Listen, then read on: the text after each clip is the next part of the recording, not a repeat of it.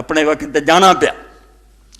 اور ایسی ایسی موتاں اس دنیا چوئی عبرتناک کہ حیران رہ جاتا بندہ کہ اللہ تیری بادشاہی ایڈی وڈی. سورہ الحاقہ جدو اسی پڑھتے ہیں وہ اندر اللہ رب العالمین فرماؤں کہ جدوں بڑے بڑے لوگ موت دا شکار ہوندے اس ویلے پھر آندے یا لیتا کانت القاضیہ ما اغنی عنی مالیا ہلاک عنی سلطانیا. میرا مال کسے کام نہ آیا, میری حکومت جڑی تھی وہ بھی میرے ہتھوں جاندی رہی.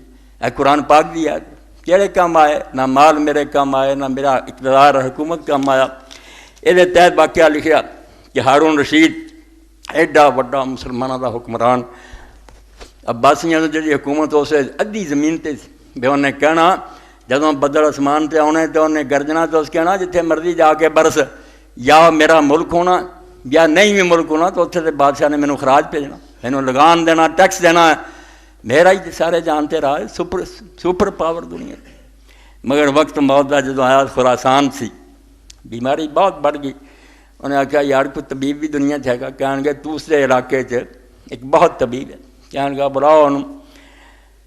طبیب آیا تو بادشاہ نے آخیا یار دے علم دی مہارت ویکھنی, میرا پیشاب جڑا نا دوجے بندیاں دے پیشاباں نے رلا کے انہاں دیاں بھی بوتلاں بھرو, میری بھی شیشی وچ رلا دے. دسنا کوئی نہیں ہارون رشید دا, اینوں سارا دے آپے پتہ لگے گا بھی کوئی طب جاندا کہ نہیں جاندا. سارے دے وچ ہی چیک کرے, جے جھوٹا استادی کسی ہور دے پیشاب نوں کہہ تو یہ لگ جانا پتہ دے دیتا. طبیب ایک شیشی ویکھدا گیا چھڈدا گیا. جدوں ہارون دے پیشاب دی واری آئی تو انہیں پوچھا اے شیشی کہدی ہے؟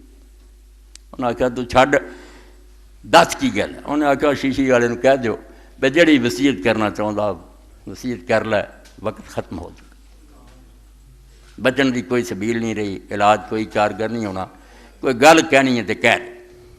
جدوں یہ گل لوگوں نے ہارون نو کہی, انہیں پھر عربی زبان دے دو شعر کہے. بادشاہ سی پڑھا لکھا سی, ان الطبیب بطبہ و دوائہ لا یستطیع دفاع نہب قدرہ.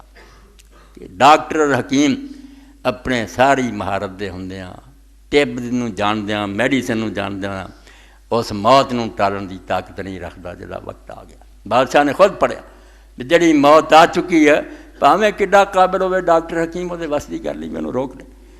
ما للطبیب یموت بالداء الذی قد کان یبرؤ مثلہ فیما مضی. آندا طبیب جڑا ہے یار کڈے تعجب دی گل ہے, اللہ کڈا ڈاڈا وہ ڈاکٹر حکیم جڑا اسے بیماری دا علاج لوکاں دا کردا سی, مڑ کے وہ بیماری انہوں ہو جاندی, مردا اپنا علاج نہیں کر سکتا. ما للطبیب یموت بالداء الذی قد کان یبرؤ مثلہ فیما مضی.